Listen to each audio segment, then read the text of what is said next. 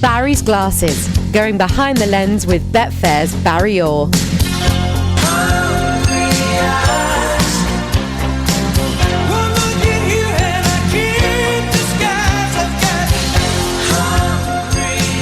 Well, our next special guest in the studio for this very busy bumper Christmas studio, it really is busy here, we've got Betfair's own Barry Orr, the man with the glasses. Hello, Barry. How are you?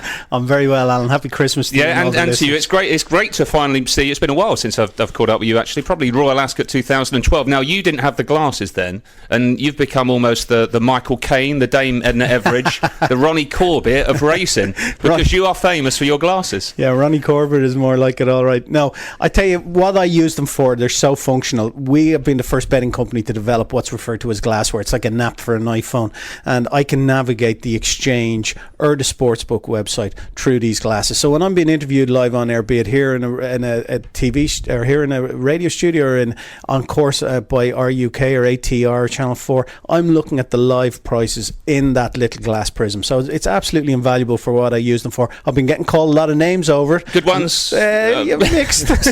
Some. Mixed, to be polite. But no, they do work, and I'm happy for anyone who comes up to me at a race meeting or that if they say, here, give us a look at your glasses, and I'll spin them through it. And once people actually see what I see, it blows them away. You know, they're sitting in front of me. So what I'm going to do, I'm just going to take off my headphones for a second. Barry, you're going to have to talk me through it while I take off my headphones and put them on. Yeah, so go for it. Put them on there.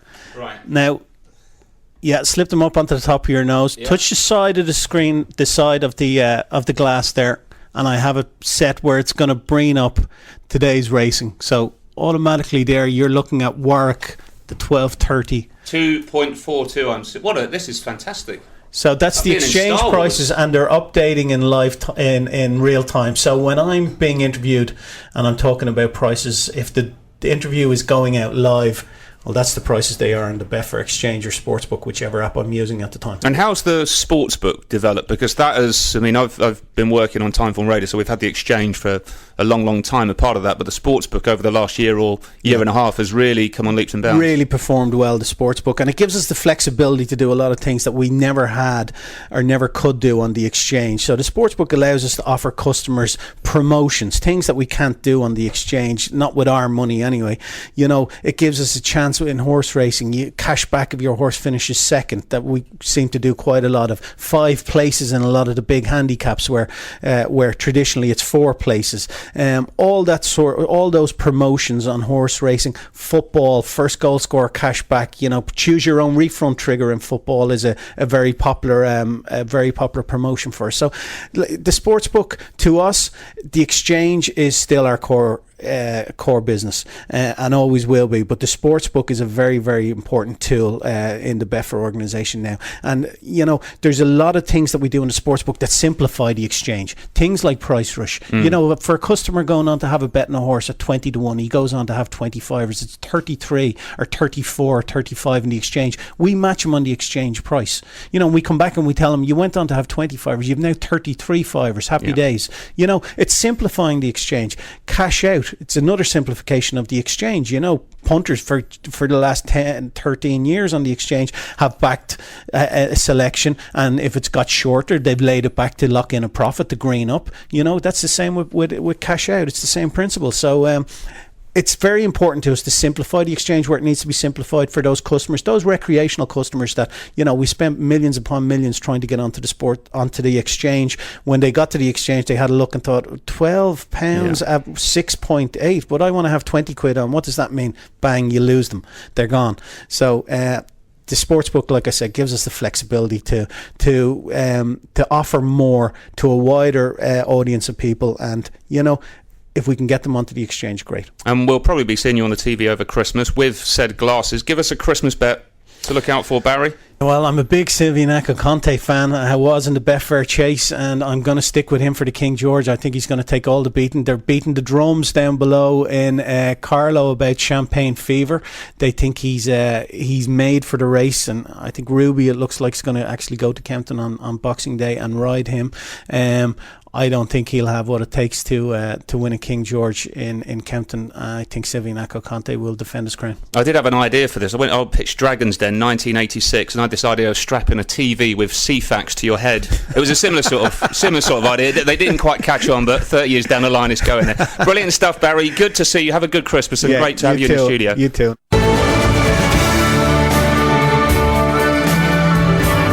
Coming soon, the Christmas preview. Paul Jacobs and David Cleary preview every major race over the festive period, with commentaries, analysis and the latest Betfair prices. Available from the 23rd of December. And I took those glasses off. Guess who I bumped into? Everybody. There we go. What an old cracker that is. Jamie Lynch, Hayley Moore with us today on our Christmas special podcast here on Timeform Radio. And a reminder as well, if you're new to Timeform, if you register today, we will give you £10 free to spend on downloads at timeform.com. Simply enter TFR10 when you sign up. So that's TFR10 for £10 free at timeform.com.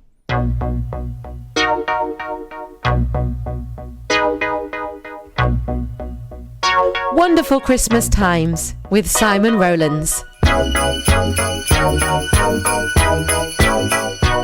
And let's say Merry Christmas to Simon Rowlands. Hello there, Simon. And I can never remember your job title at Halifax. So what is it again? I can never remember it either, Alan. I believe it's Head of International Research and Development at the moment. That's the one. Now, you're going to tell us a bit more about the sectionals, how they've gone, and how is the revolution going, Simon? Slowly. It's not always being televised either, as revolutions are supposed to be. 2014 had some ups and some downs. The first all-weather championships in the early part of the year had turf tracks, electronic sectionals. That climaxed in the first ever all-weather finals day.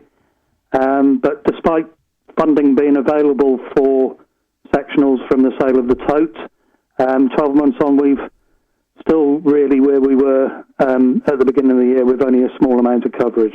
And do you see it changing a lot more in the next 12 months? Do you think it's going to get a lot better? An optimist would probably say yes, but a pessimist or somebody who's lived through the last 15 years would imagine it will be fairly slow hereafter. But there is an interest, including from the authorities, and very much an interest amongst Timeform readers. And for the all-weather finals day, and obviously this real big thing that the next 40 or so meetings at Lingfield will be using it, will culminate in the final. Tell us about that and what could we expect for then? Yeah, they've got fast-track qualifiers and the like, and they're trying to encourage more runners from abroad, etc.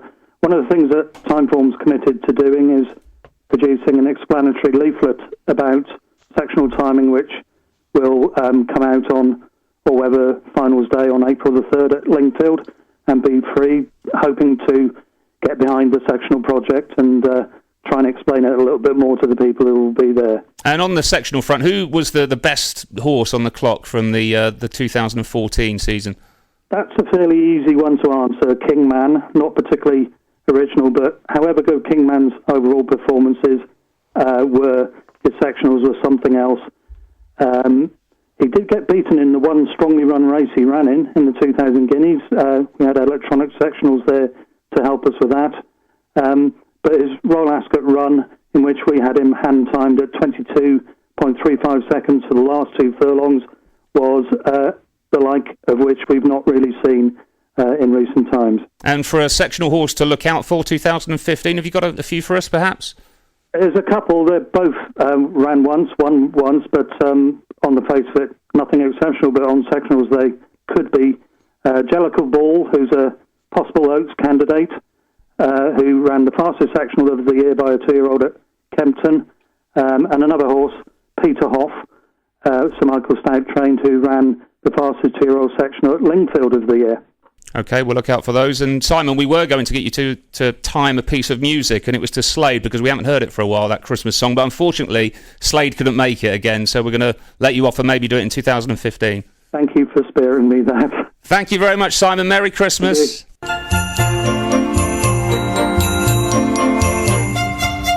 Timeform race passes are half price this Christmas. You'll get racing's best ratings and flags for every meeting in Britain and Ireland, Plus, unlimited access to horses searches and the form archive for just £5 with a 24-hour pass. That's the same as the price of a single race card. What's more, the offer is valid throughout December. Grab a bargain at timeform.com.